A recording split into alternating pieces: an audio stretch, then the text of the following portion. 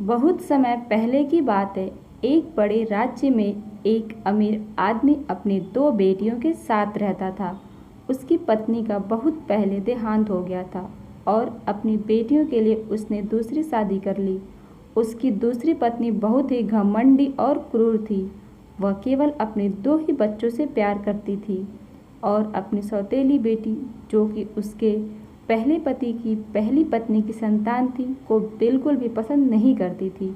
यह सौतेली बेटी एक अत्यंत सुंदर और विनम्र लड़की थी, लेकिन उसकी सौतेली माँ और सौतेली बहनों ने उसे घर के सबसे गंदे और कठिन कामों के लिए नियुक्त कर दिया था। इस लड़की का नाम सिंड्रेला था। सिंड्रेला को सुबह से शाम तक घर के सभी काम करने पड़ते थे। वह खाना बनाती, बर्तन साफ करती, कपड़े धोती और घर की सफाई करती थी। उसकी सौतेली माँ और बहनें उसे बुरी तरह से डांटती और तंग करती थी, लेकिन फिर भी उसने कभी भी हार नहीं मानी। उसके धैर्य और विनम्रता ने उसे कभी भी टूटने नहीं दिया। रात को जब सब सो जाते तो वह अकेली आग के पास बैठकर रोती और राख के पास बैठने के कारण उसे सिंड्रेला कहा जाने लगा। एक दिन राजा ने अपने पुत्र के लिए एक भव्य नृत्य समारोह का आयोजन किया। राजा ने राज्य की सभी सुंदर और योग्य कन्याओं को आमंत्रित किया ताकि उनका पुत्र एक उपयुक्त जीवन साथी चुन सके। सिंड्रेला की सौतेली माँ और उसकी दोनों बहनें भी इस नृत्य समारोह में जाने की तैयारी करने लगी। उन्होंने सिंड्रेला को भी तैयारी करने के लिए मजबूर किया, लेकिन जब सिंड्रेला ने उनसे पूछा कि क्या वह भी नृत्य समारोह में जा सकती हैं, तो उसकी सौतेली माँ ने उसे कड़ाई से मना कर दिया।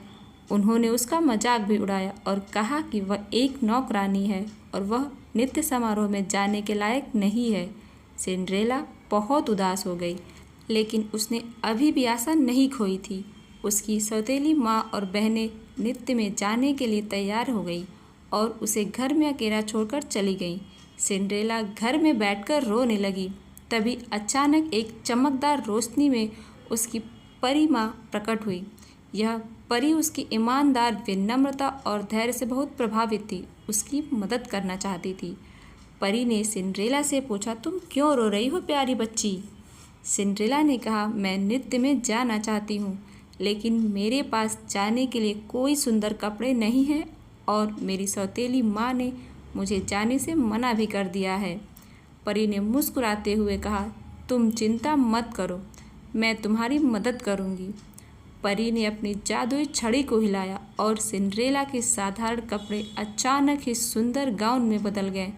उसकी पैरों में साधारण जूते की जगह एक जोड़ी चमचमाते कांच के जूते प्रकट हो गए। फिर परी ने एक कद्दू को जादू से एक सुंदर बग्घी में बदल दिया और 4 चूहों को घोड़े में, एक छिपकली को एक बग्घी वान में बदल दिया। सिंड्रेला अब नृत्य समारोह में जाने के लिए पूरी तरह से तैयार थी, लेकिन परी ने सिंड्रेला को चेतावनी दी कि याद रखना, यह जादू केवल आधी रात तक ही चलेगा। उसके बाद सब कुछ वापस अपने रूप में आ जाएगा, इसलिए तुम्हें आधी रात से पहले नृत्य समारोह से लौटना होगा। सिंड्रेला ने परी का धन्यवाद किया और बग्घी में बैठकर महल की ओर चल पड़ी। जब वह नृत्य समारोह में पहुंची तो सभी ने उसका सुंदरता और अनोखी वेशभूषा की बहुत प्रशंसा की।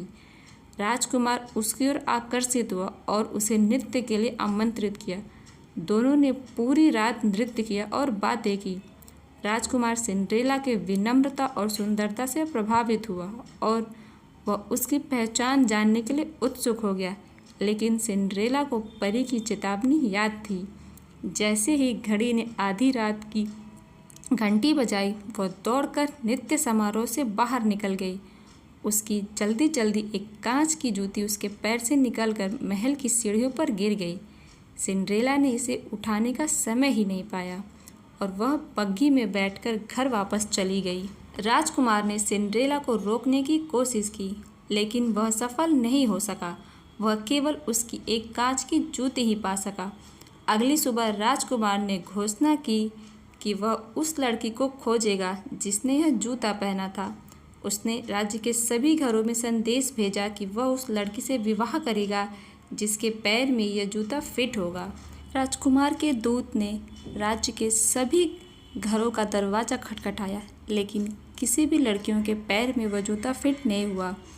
राजकुमार का दूत सिंड्रेला के घर भी आया। सिंड्रेला की सौतेली माँ और उसकी दोनों बहनें बहुत उत्साहित हो गईं और उन्होंने जूते पहनने की कोशिश की, लेकिन वह पैर उस जूते में फिट नहीं हो पाए। उन्होंने सिंड्रेला को अंदर छिपा दिया ताकि वह जूता ना पहन सके, लेकिन दूत ने घर के सभी लड़कियों को जूता पहनाने की कोशिश करने का आदेश दिया। अंततः सिंड्रेला को भी बुलाया गया। उसकी सौतेली माँ और बहनें यह देखकर बहुत दुखित आश्चर्यचकित हुईं कि जूता सिंड्रेला के पैर में बिल्कुल फिट हो गया। उसी समय परी ने फिर से प्रकट होकर सिंड्रेला को उस शानदार गाउन में बदल दिया जिसमें वह नृत्य में गई थी। राजकुमार बहुत खुश हुआ और उसने तुरंत सिंड्रेला से विवाह करने का निर्णय लिया। सिंड्रेला की सौतेली माँ और बहनें उसकी इस सफलता से बहुत चिढ़ गईं, लेकिन सिंड्रेला ने उन्हें माफ़ कर दिया और अपने नए जीवन की शुरुआत की। राजकुमार और सिंड्रेला का विवाह बड़े धूमधाम से हुआ और वे दोनों खुशी खुशी रहने लगे। सिंड्रेला की कहानी हमें सिखाती है कि ईमानदारी, धैर्य और सच्चे दिल से की गई प्रार्थना कभी व्यर्थ नहीं जाती। उसकी कड़ी मेहनत और विनम्रता ने उसे अंततः सब कुछ दिला दिया जिसकी वह हकदार थी। परी ने सिंड्रेला की मदद की, लेकिन उसकी असली शक्ति उसके अपने गुणों में थी और इस तरह सिंड्रेला अपनी मेहनत और अच्छे गुणों की वजह से एक साधारण लड़की से एक रानी बन गई। और यह कहानी यह भी संदेश देती है कि भले ही परिस्थितियाँ कितनी भी कठिन क्यों न हो, अगर आपका दिल सच्चा है और आप धैर्यवान हैं तो सफलता और खुशी आपके जीवन में ज़रूर आएगी। फ्रेंड्स, अगर आप अपने पापा से प्यार करते हो तो मेरे वीडियो को लाइक करना, अपनी मम्मी से प्यार करते हो तो मेरे चैनल को सब्सक्राइब करना, और दोनों से प्यार करते हो तो लाइक सब्सक्राइब दोनों कर देना। And at last, thank you for watching my video.